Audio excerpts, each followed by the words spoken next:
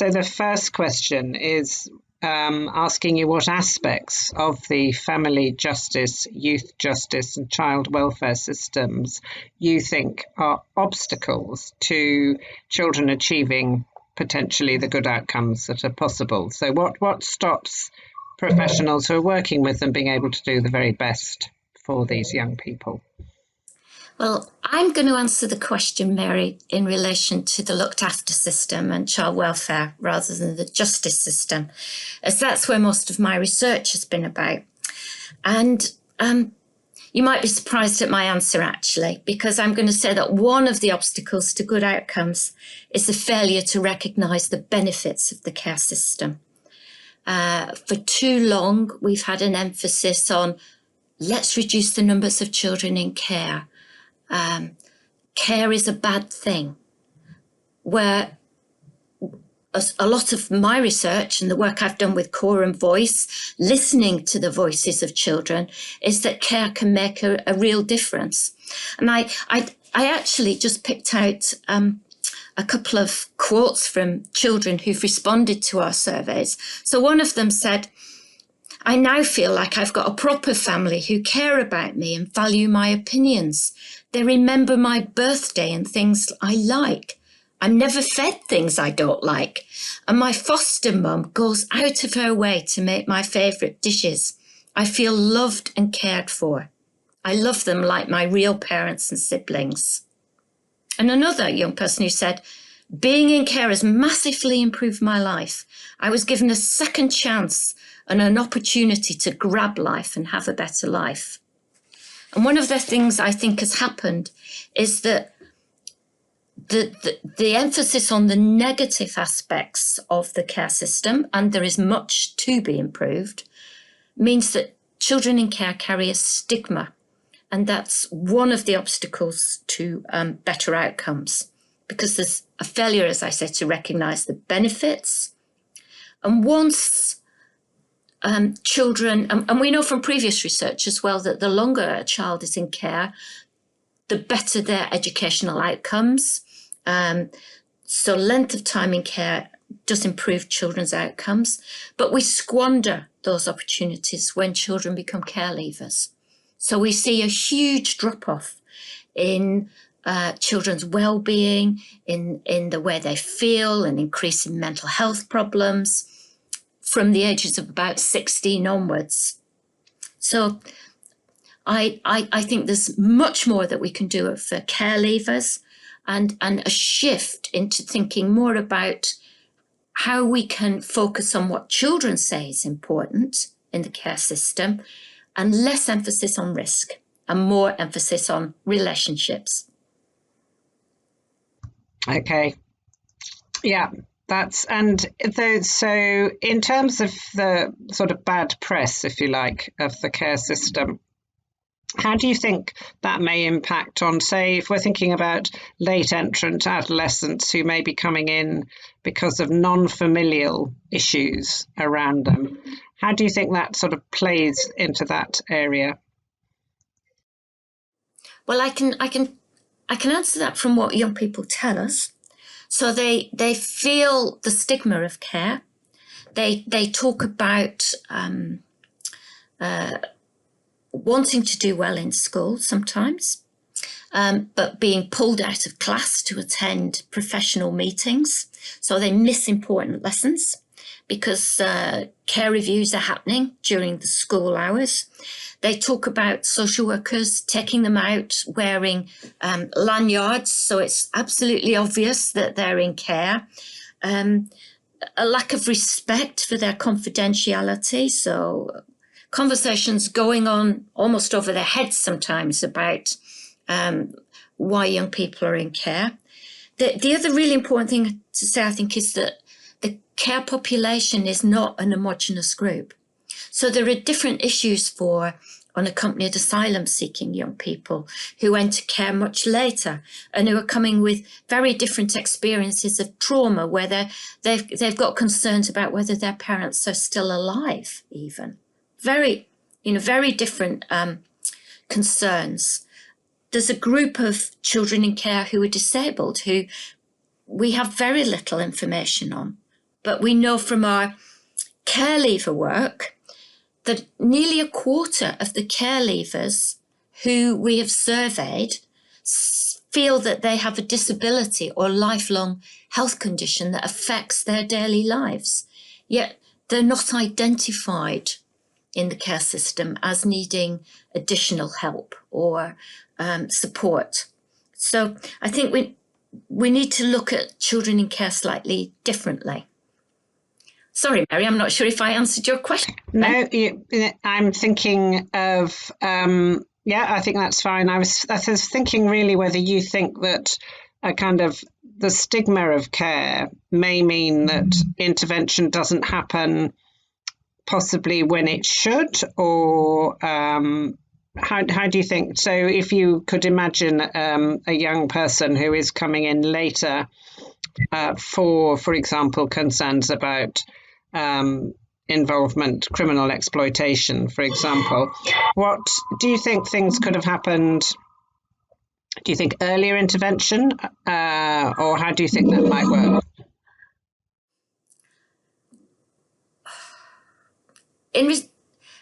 For all children, early intervention is better whenever possible. But there are still young people who will need to come into the care system. A project I've been working on is where parents feel that really they can no longer manage, even with the support that's going into the families. And sometimes they need a short break. Sometimes they need that respite care. And sometimes both the adolescent and the parent just need some time apart before the young person can go back to the family. So early intervention is always preferable. But once young people come into care, I'm not convinced that we're very good at assessing need and thinking about what individual young people might need. We still have a care system that feels a bit like warehousing rather than accepting and acknowledging the trauma that most young people come in with now, and thinking about what is the purpose of the care system and what is it meant to achieve. And thinking about that, presumably then the kind of varieties of placement, because the quotes you gave are really lovely quotes of, a happily settled children with carers, foster carers. But for some children that doesn't work out in that way for whatever reason. And what are your views about provision of residential care, of secure when that's needed? What do you feel about those aspects of the system? I don't feel that my research can answer those questions, Mary, because that's not my area. But I began work as a residential worker many years ago. And there are examples of really good residential provision, which can be used as an intervention in children's lives. It's used much more as an intervention, for example, in the US, where young people go into residential facilities for very short periods for really intensive therapeutic support before either returning to their families or returning to foster care. And I think too often in the UK, residential is seen as a sort of last ditch or a failure of the care system rather than being seen positively. We could do much better in the way we use residential to support young people. And what about routes into care? So if you're coming in through the court system, does your work give you any highlights into what that experience is like for older children? It doesn't. I'm sorry, I can't comment on that. That's not my work. Do you have a view? It's not something we've ever investigated. Okay. Our questions are all about the work we've done on Bright Spots is asking children who are currently in the care system what makes life good for them in care, what could be improved. Okay.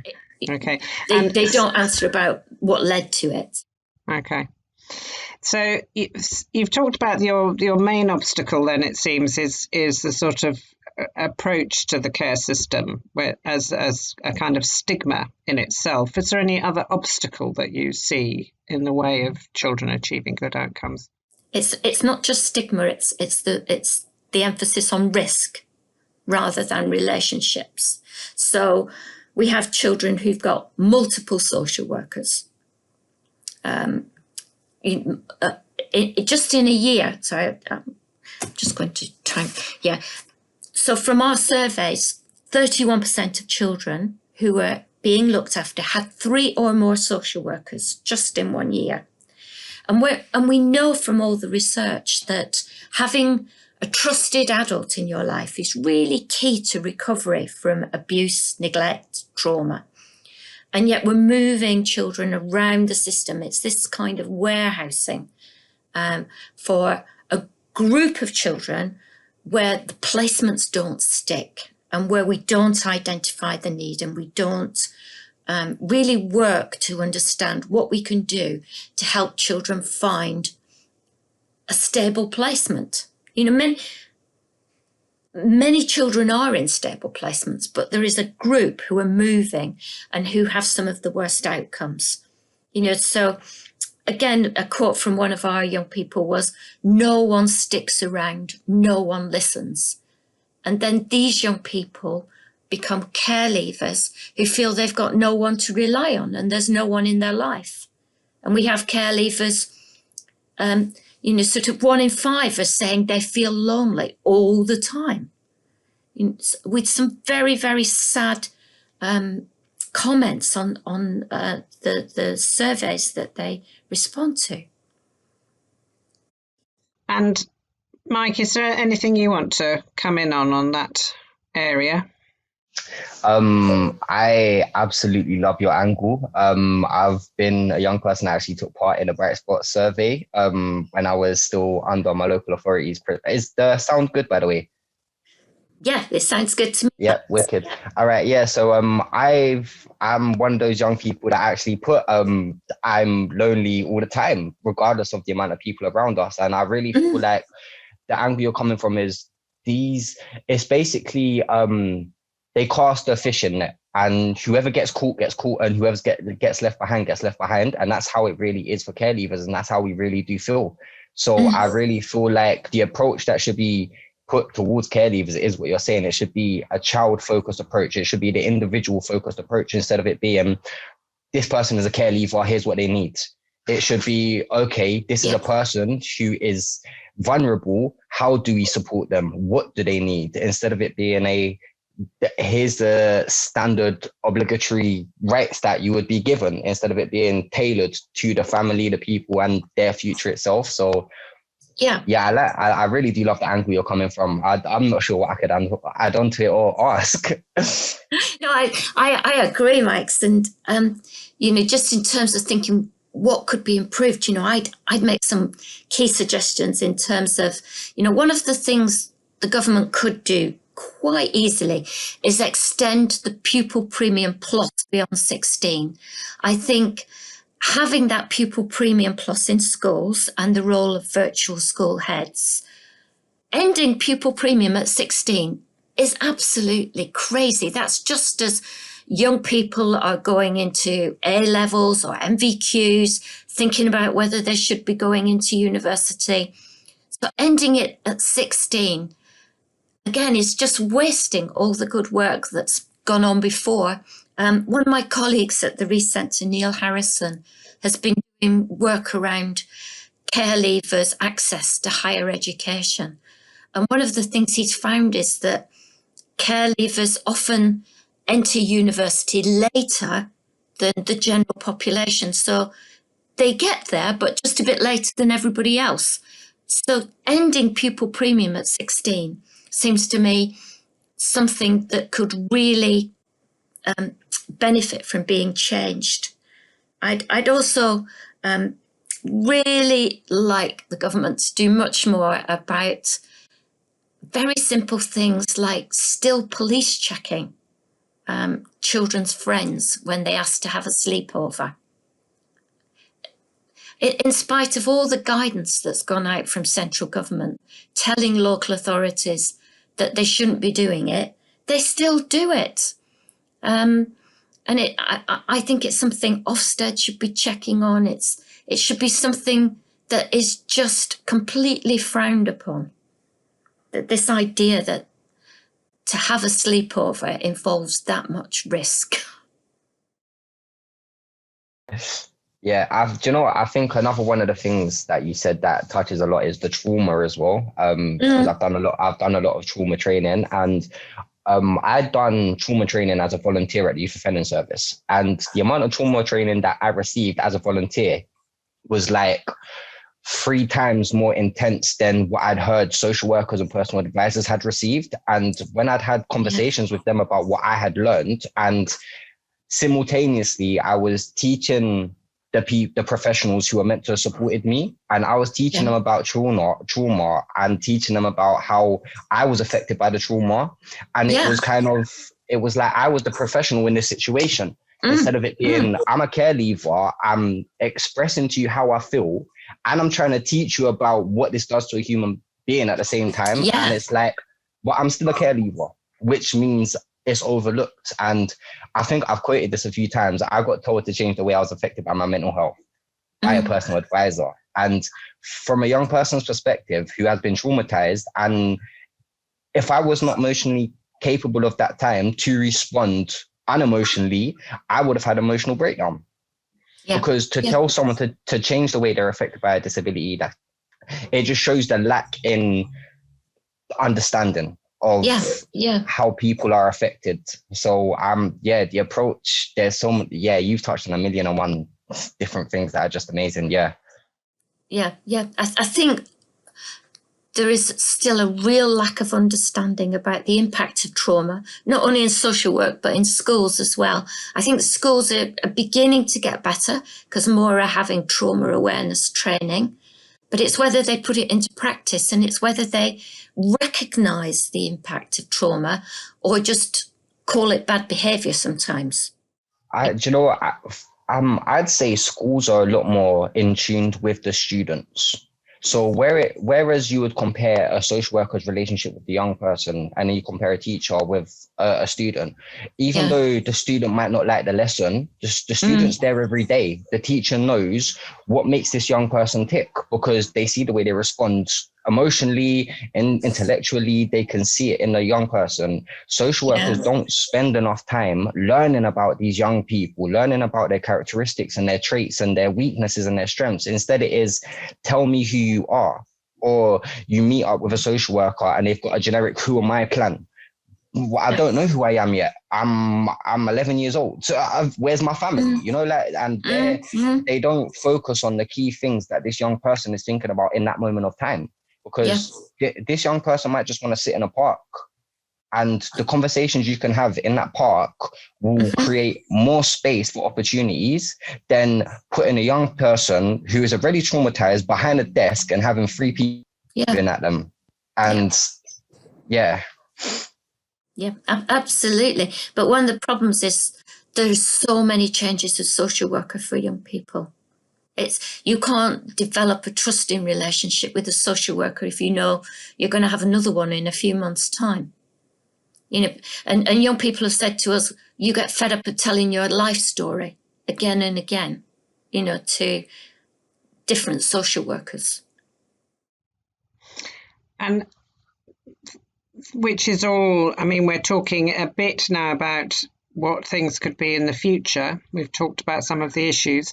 And also really we've touched on 3 important things you feel are worth keeping in the current system. Well, clearly, actually, the care system itself, you would say that because it has the potential. Are there other things that you see as I think the things worth keeping are the people. You know, we're back to the relationships issue, Mary, and it's the carers and the social workers and the important role of personal advisors. They're the people that really matter. And I think the important role of personal advisors has been really overlooked. They're downplayed. They're not quite seen as important as social workers. and yet they play an absolutely key role. And when care leavers have a good personal advisor, they're glowing in praise for their personal advisor. So it's the people, it's the good people we need to keep and improve training. And as Mikey said, particularly around the impact of trauma. Yeah. And how, I mean, given the importance that you've both talked about relationships and, building up trust and relationships, how do you see achieving that better than we clearly currently not achieving terribly well as far as social work's concerned?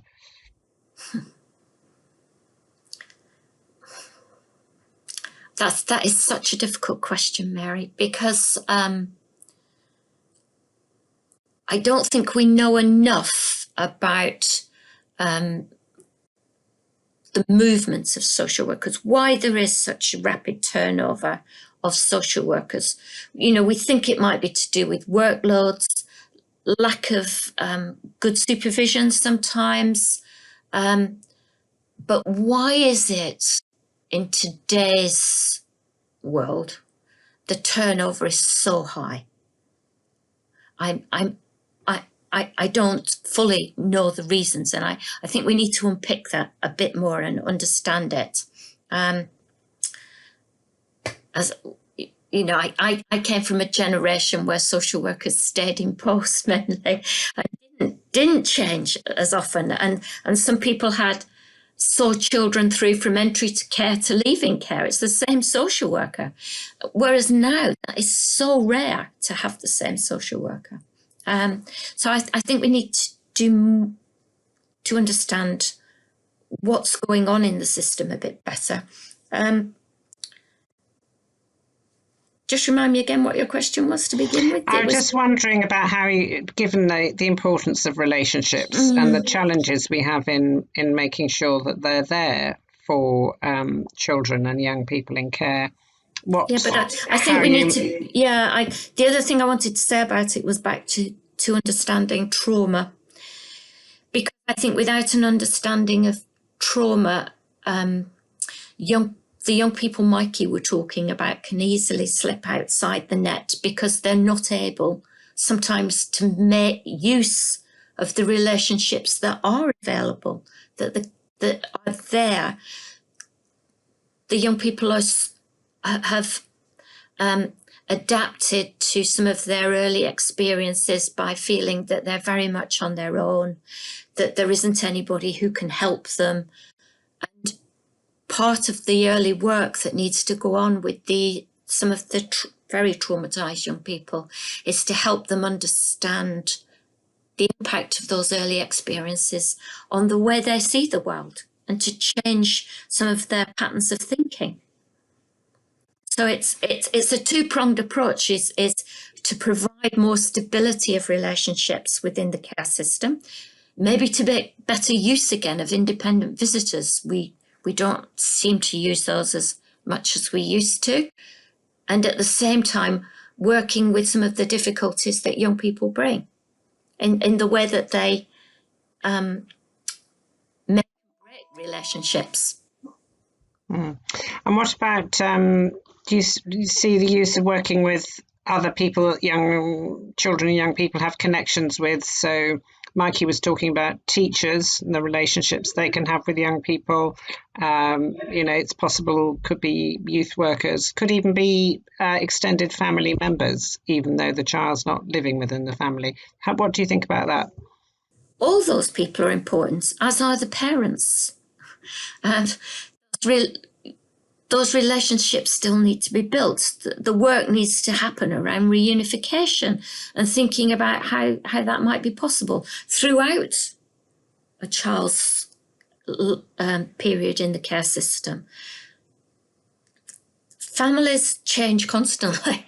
So what may be the case when a child enters care may be very different 2 or 3 years down the line. So those connections need to be kept open. We look at the work of the Family Rights Group on lifelong links and the making of and continued thinking about children's connections are important.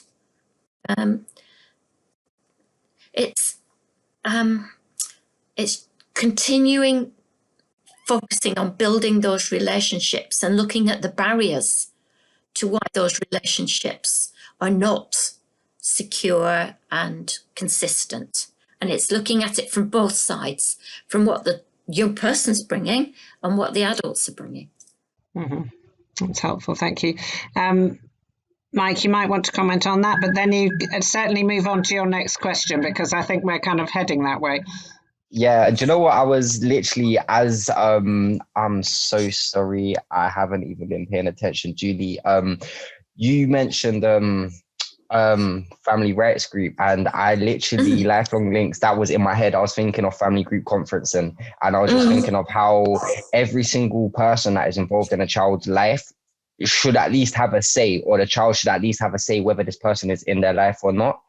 Yeah. And that's one thing that I was going to touch on. And the second one, which you said beforehand, I think it's an internal and external perspective. So the external perspective people in society have on social services is not a good one.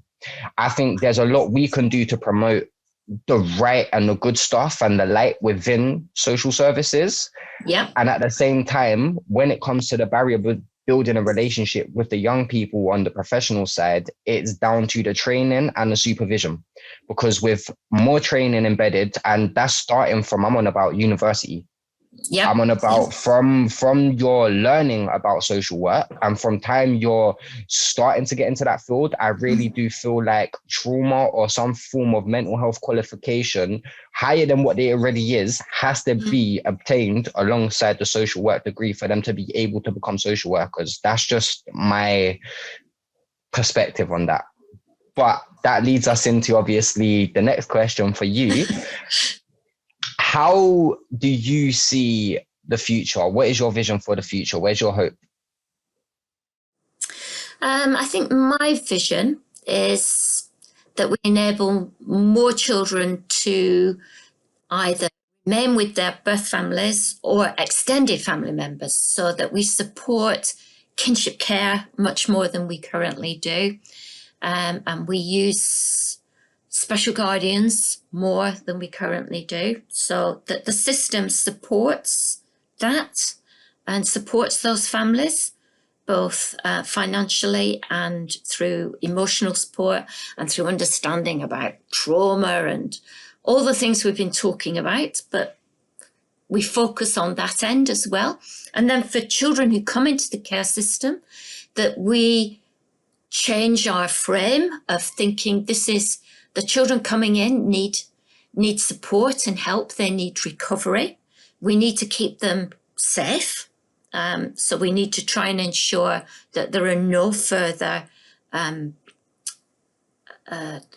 report, that they don't experience abuse and neglect anymore, that they're not put at risk, through gangs or through CSE. Child sexual exploitation. Sorry, I shouldn't use acronyms. So that the care system is built on more of a relationship and recovery model rather than a kind of warehousing. And something the Children's Commissioner said really struck me. She said that at the moment we have a care system where the focus is on a life to be managed rather than a life to be led. And I that rang so true for me, that too often it's just about managing and getting children through until the point where they age out of care, and the responsibility then passes on to other agencies. And I'd like us to see a much more holistic relationship recovery idea, where we're aiming to ensure that every child reaches their potential. Every child is enabled to do the best possible, and that we continue that support into early adulthood, because relationships don't end at 16. They shouldn't. Thank you. That's a very nice vision. Mike, do you want to come back there on anything? Um, do you know what? I just really feel like a lot of the stuff that's been said by Julie has just resonated because obviously coming from a care leaver slash professional within the service, I do have that perspective from both sides, and it is hard to put across your feelings as a care leaver whilst maintaining that professionalism that comes with the job, basically. So it's hard not to sway into the negativity and to focus on the positives when you come from this stance. So I think not commenting on things is what I'm going to take from Julie's book, and I can't make any more comments. That's very good. I was just wondering, Julie. I mean, it's a vision I'm sure we all share. And then we think we might have to be thinking, well, there's not going to be many more resources coming into the system in the near future, even though we might think they need it. Do you think those sorts of shifts in focus to something that is more about relationships and restorative and repairing and supporting for the future is possible without, a huge influx of, specialist provision, for example? I think if we shift the focus to that, we'd have fewer social workers leaving their jobs. They'd find greater job satisfaction. That's if we're just talking money, that would save money. If you think about the costs of constantly recruiting, training social workers into the job and then them leaving, there are enormous financial costs there. If we supported more kinship carers, there'd be fewer children who'd need the level of support that would be needed by the group of children who would need to be in care. We could create regional hubs of expertise around trauma who could provide specialist support to the children who need that level of support. We know there's huge difficulties with the CAMS service, underfunded and, just massively underfunded and under-resourced in lots of ways. But if we could create some kind of regional hubs with psychologists and a psychiatrist who understood the needs of children in care, which is different than children in the general population, with local authorities sharing those costs, we might see much better services. I'm talking about centres of expertise, really, and not always necessarily providing direct services. They could be a place where social workers could seek consultation, or foster carers could seek advice. There'd just be a point of expertise. Mm-hmm. And you also talked about, in the past, the same social worker would work with a child, indeed with a family, actually, sometimes for generations was what I came across in the past. And somehow the sort of organisational structure now seems to impede that. Do you think it's just about organisations, or is it about a shift in focus about what that role as a social worker is? I think it's a mixture of both. The data that local authorities have to send to central government is just about the number of social workers that are turning over. So the movement of social workers, it's not looked at an individual child level. So there's no data collected on how many social workers has that child had this year. It's something in the Children's Commissioner's Stability Index, but it's not reported on by central government. And it was something that I think Mikey said about planning has to be at an individual level. We have to think of children as individuals, as you would if you were a parent. So it's something, for me, it's something to do with that shift in thinking as well, about each child being treated as an individual in their own right. Mm. And so if we did that, we might not use teams, social work teams, in the same way. Mm. I just want to throw out there, when I was on the Children's Care Council, we had, obviously that's a platform for care leavers to have their voices heard. And one of the key things that kept coming up was number of placements, number of social workers. And it was something that was constantly brought up by the young people, with it ending at the care council. That's where that information ended. And that is something that we wanted to push up the ranks, higher up the level. How do we get, how many care leavers are there within one borough to basically answer this question? How many social workers have you had currently, or throwing it out? And then the question would be, where does this information go to? And then what are we going to do with this information? How do we change that? How do we prevent the anomalies, should I say, of the ones that only have one social worker and only have one placement, and that is them for the rest of their life? Because, and when I say anomaly, I say it from another care leaver's perspective. From what I've seen, I know another care leaver who considered care leavers to have one social worker, one placement, an anomaly, because that's what it mostly is nowadays. It is an anomaly. So it's that we need to try and take these anomalies and spread it and give it to everyone else. Yeah. I like that. Spread it. It's good. And as well as spreading it, sounds like we ought to think about ways in which we record what isn't happening, because, I mean, we do know about placement change, don't we? But we don't know about social work change. And that is quite something that could be recorded. Not at an individual level. Right? We know about it en masse in the local authority.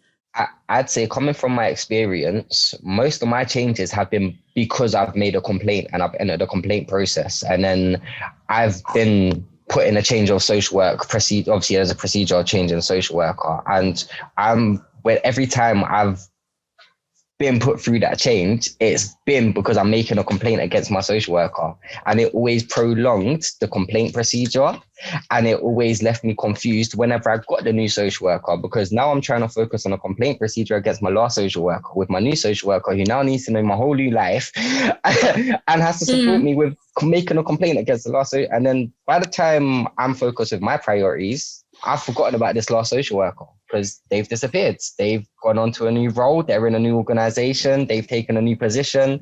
There's no comeback. There's no resolution, is there, Mike? Yeah. So what would happen? What do you think would happen if you made a complaint against a social worker, and they had to step back for a little bit while that complaint was being heard, but then that complaint had to be resolved, so either the social worker would say, I'm really sorry, I made a mistake, or I didn't mean it like that, or... It gets defensive. Instead of it being how do we resolve this, it becomes a personal attack. And every time I've made a complaint, I've stated that this is not an attack on a person. This is a straight up disclaimer. This is how I feel about the actions that have been made on my behalf. And every time that has happened, it's fallen into 20 plus paragraph emails, sorries on behalf, sorries on behalf, sorries on behalf, get an advocate involved, sorries on behalf. What do you want as a resolution? What can I get as a resolution? I'm mentally messed up because of what this person has put me through, because of their professional negligence. I am now in this situation, and yet they're still getting paid to do this job, potentially putting another young person at harm.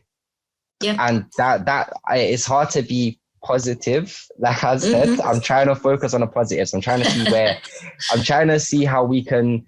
It's the training. In my eyes, it's in the training. It's all in the training that these people receive. And it's how their personal lives aren't affected by their jobs, or their jobs aren't affected by their personal lives. Because if you come in a job thinking that a young person is attacking you because of the way you spoke to them, you just got an ego problem. And it's hard to work as a young person with that type of professional, because if I was to say you're lacking communication with me, it's causing me an alarm and distress, the only thing you can do is pick up that pace of communication, or try and be more attentive to that young person, instead of it being, you should learn to wait, or you should be more patient, or you should do this, because this is a young person breaking down how they feel. And your actions are causing an imminent threat to their mentality. Yeah, it's the shoulds, I think, that's a problem. Yeah. That was in that conversation. Yeah, shoulds. Yeah. Shoulds. Avoid the shoulds. Avoid the shoulds. Yeah. I think, is there anything else, Julie, you wanted to say, or that you had thought when thinking about these questions? I don't think so. I think some of the removing of the stigma, stop having reviews in school, and stop multiple professionals going in, taking children out of lessons just because it suits the professionals rather than what's in the best interest of the child. And just having less of an emphasis on risk and more of an emphasis on opportunity. So do we really need to stop children experiencing the outdoor world, and things because of fears of risk? So it's a shift from risk to opportunity.